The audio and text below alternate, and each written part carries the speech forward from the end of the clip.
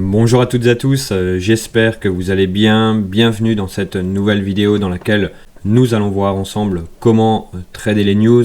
Car même si je le déconseille très fortement, je sais que certains et certaines d'entre vous le ferez quand même. Donc autant y mettre les bonnes pratiques pour au pire limiter la casse et au mieux en tirer profit. Mais avant ça, pensez à mettre un gros pouce bleu sous cette vidéo, ça me fait toujours super plaisir. Et le plus important pour vous, de vous abonner à ma chaîne afin de ne pas manquer les prochaines vidéos. Et quant à moi, je vous dis à tout de suite, juste après l'intro. Alors, nous voilà donc maintenant sur mon écran et nous allons voir ensemble quelles sont les bonnes pratiques à avoir, quels sont les bons process ainsi que les bonnes stratégies pour pouvoir tout simplement aborder le trading de news le plus sereinement possible et surtout en prenant le moins de risques possible. Alors la première étape va être tout simplement d'avoir un calendrier économique pour pouvoir identifier les différentes news ainsi que les différents tenants et aboutissants de cette news. Alors pour cela, j'utilise à titre personnel le calendrier investing.com, le site investing.com, dans l'onglet actualité et calendrier économique, juste ici. Et cela nous donne accès tout simplement à un calendrier que l'on peut filtrer pour avoir tout simplement des news par pays, par secteur et par force, ainsi que les chiffres précédents, les chiffres prévisionnels et les chiffres actuels. Et donc à partir de ce moment-là, il est tout simplement possible de se faire une idée sur le futur d'un actif, sur la potentielle évolution d'un actif, par exemple en comparant le précédent et le prévisionnel, comme par exemple ici, nous avons un précédent de 2,6% et un prévisionnel de 2,7%, donc une très légère hausse. Nous avons également un autre exemple juste ici, un précédent de moins 3,6% et un prévisionnel de moins 4,3%, donc une baisse. Et donc en prenant ces différents chiffres, il est possible de se faire une idée dans quel sens techniquement le prix devrait évoluer suite à la news. Donc ça, c'est la première étape.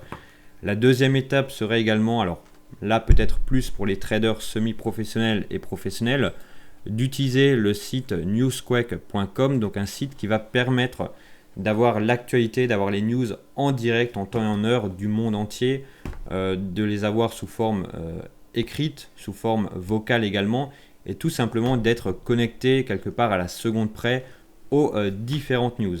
Mais encore une fois, voilà, le site par excellence, c'est investing.com, le site indispensable.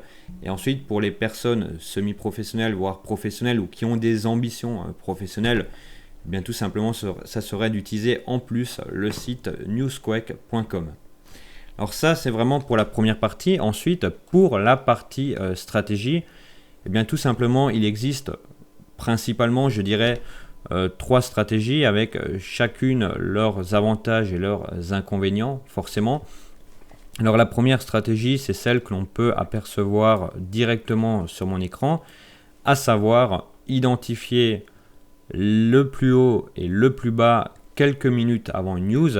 Alors ici nous avons un contexte relativement simple puisque le prix était déjà en range longtemps avant la news. Juste avant la news, le prix était dans une bougie de contrôle, on peut l'apercevoir juste ici, on se rend compte que cette bougie, etc.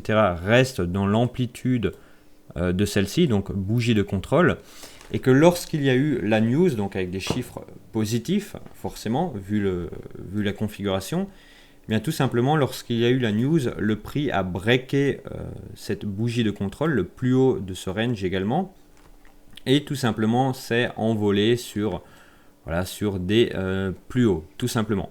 Donc la première stratégie, vous l'aurez compris, eh bien, consiste tout simplement à acheter le prix lorsque celui-ci break les plus hauts comme ceci, lorsqu'il break les plus hauts, lorsqu'il clôture également au-dessus des plus hauts et tout simplement de rentrer à ce moment-là dans le marché. Donc ça, c'est la première stratégie la plus connue, la plus utilisée, mais pas forcément, à mon sens, la plus simple en termes de risque, en termes de profit. La deuxième stratégie serait tout simplement d'utiliser l'effet miroir pour quelque part cadrer le mouvement erratique qui peut se produire. Alors ici ce n'est pas le cas, mais voilà, dans certaines news, tout simplement le prix va, au moment de la news, va d'abord faire un mouvement erratique avant de prendre la bonne direction. Et donc, dans ce cas précis, l'idée va être tout simplement de reporter la hauteur que nous avons eue juste avant le range, enfin juste avant la news, pardon, de reporter cette hauteur ici, cette amplitude en dessous, et de chercher tout simplement à acheter le marché lorsque le prix arrive sur ce plus bas. Alors pourquoi de cette manière? Eh bien tout simplement cela permet de réduire d'une part la taille de son stop loss potentiel, de réduire le risque et d'augmenter le niveau amplitudinal en gain, et de ce fait tout simplement voilà, de potentiellement tirer un meilleur profit tout en ayant un risque moins important. Donc deuxième stratégie qui voilà, s'avère dans certains cas très intéressante, plus intéressante que la première.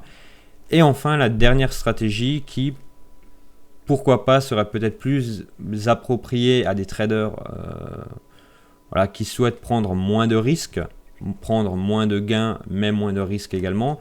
Bien, ça serait tout simplement de rentrer en position lorsque la news est passée. Alors comment est-ce que cela se passe? Alors ici dans le cas présent, ça serait d'identifier un dernier plus haut significatif qui sort de l'ordinaire, comme par exemple juste ici avec la mèche que l'on retrouve ici, d'identifier ce plus haut juste ici, et ensuite tout simplement rentrer à la vente, donc sur un reverse quelque part, lorsque le prix atteint ce niveau. Comme par exemple ici, on se rend compte que le prix arrive sur ce niveau, et il aurait été donc possible tout simplement de shorter le marché à ce moment-là pour prendre quelques points.